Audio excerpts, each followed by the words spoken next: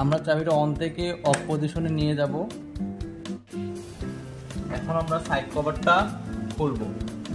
এখন আমরা সাইড কভারটা আউট করলাম, কার্বোরেটরের পজিশনটা দেখবো। সিট কভারটা এই পাশে খুলবো। আচ্ছা, এবার আমরা কার্বোরেটরটা খোলার সময় আমরা যদি দেখি যে আমাদের পিস্টনটা জাম হয়ে আছে, টান দিলেও আসতেছে না, তখন আমরা কি করব, ওই অবস্থায় আমরা WD-40 সেটা হচ্ছে আমরা ভিতরে একটু স্প্রে করে নিব। স্প্রে করে নেওয়ার পরে তারপর আমরা 2 থেকে 3 মিনিট এভাবে রেখে দিলাম। রেখে দেওয়ার পরে আমরা যখন আমরা দূরে টান দিব, আস্তে আস্তে টান দিতে থাকলাম, তখন হচ্ছে পিস্টনটা ইজিভাবে চলে আসলো। লক্ষ্য করেন আমাদের কার্বোরেটর পিস্টন এবং কার্বোরেটরের ইনসাইডে হচ্ছে যে ময়লা এবং প্লাগ জমে, যার ফলে এখানে ভিতরে জ্যাম হয়ে যায়। তো এই জ্যাম হয়ে গেলে আমরা করণীয় কি, আমরা খুলে সর্বপ্রথম হচ্ছে যে আমরা ভালোভাবে 220 বা তার চেয়েও যদি সূক্ষ্ম এবং ফিনিশিং এমআরআই পেপার থাকে সেটা দিয়ে আমরা কি করব, আমরা এটার ভিতরে এবং বাইরে একটু পরিষ্কার করে নেবো হালকা। তবে 220-এর বেশি যেন হয়, এর নিচে যেন না থাকে সেটা আমরা লক্ষ্য করব। তো আমরা সর্বপ্রথম হচ্ছে সেটা ওই যেখানে দাগ পড়ছে সেটা আমরা এটা দিয়ে একটু বসে নেব। তারপর হচ্ছে ভিতরে যেখানে ময়লা জমছে সেটাও আমরা কি করব, একটু পরিষ্কার করে নিলাম ভালোভাবে। পরিষ্কার করে নেওয়ার পরে আমরা এই যে WD-40 দেখতেছেন সেটা আমরা দিয়ে এটা হচ্ছে ডাস্টটাকে উঠায় দেয়। তো ভালোভাবে ভিতরে স্প্রে করে নিলাম। তারপর হচ্ছে এখানে পিস্টনটার মতো ভালোভাবে স্প্রে করে নিলাম। স্প্রে করে নেওয়ার পরে আমরা ভালো পরিষ্কার জুট দিয়ে আমরা ভালোভাবে এটা মুছে নেব এবং এই ময়লাগুলো ফ্লাগগুলো উঠায় নেব, ভালোভাবে মুছে নেব। তারপরে এটারও ভিতরে আমরা ঢুকিয়ে ভালোভাবে এটা মুছে নেব। তারপর আমরা চাইলে এখানে এয়ারগান দিয়ে বাতাসও দিতে পারি।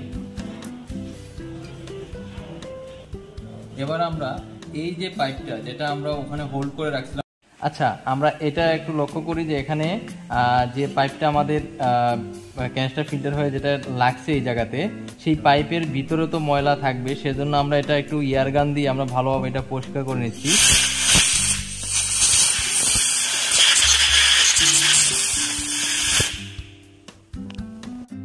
এবার আমরা কার্বোরেটরটা ইনস্টল করার সময় লক্ষ্য করব যে এখানে যে কাটওয়ে যে মার্কটা আছে, এই যে কাটওয়ে মার্ক, এই কাটওয়ে মার্ক বরাবর এইভাবে আমরা সুন্দরভাবে বসিয়ে দিতে পারি। দিয়ে তারপর আমরা কার্বোরেটর পিস্টনটা লাগাবো।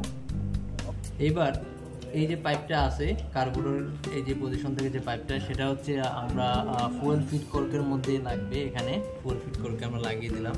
তারপর এই যে পোর্শনের যে পাইপটা আছে সেখানে হচ্ছে ওভারফ্লো লাইনটা, এটা কার্বোরেটর ওভারফ্লো লাইন, সেটা আমরা বসায় দিলাম।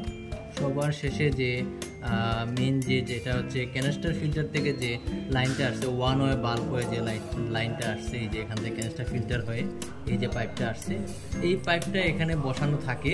কিন্তু আমরা এই পাইপের মধ্যে আমরা কি করব, আমরা স্টিয়ারিং নেচার বল যেটা আছে না, স্টিয়ারিং নেচারের যে বলটা থাকে, সেই বলটা আমরা এটার ভিতরে প্রবেশ করায় দেব।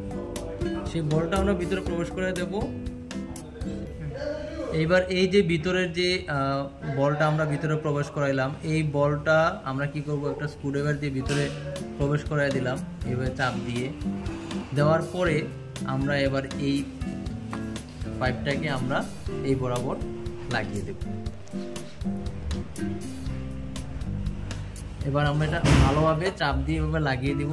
তাহলে এখানে আমাদের আর এক্সট্রাভাবে কোনো পাইপ লাগানো লাগতেছে না বা কোনো কিছু এক্সট্রাভাবে জোড়া দেওয়া লাগতেছে না। তো এইবার আমরা সুন্দর করে কার্বোরেটরটা এখানে ইনস্টল করে দেব। তো আমরা লাগিয়ে নেব, তার আগে একটা জিনিস আপনাদের বলে রাখি, সেটা হচ্ছে যে এই যে বলটা ভিতরে এখানে আছে দেখা যাচ্ছে স্পষ্টভাবে, তো এটা আমরা আপাতত এখন লাগিয়ে দিচ্ছি যাতে করে এই ভিতর থেকে এভাবে গ্যাসটা এভাবে না আসতে পারে।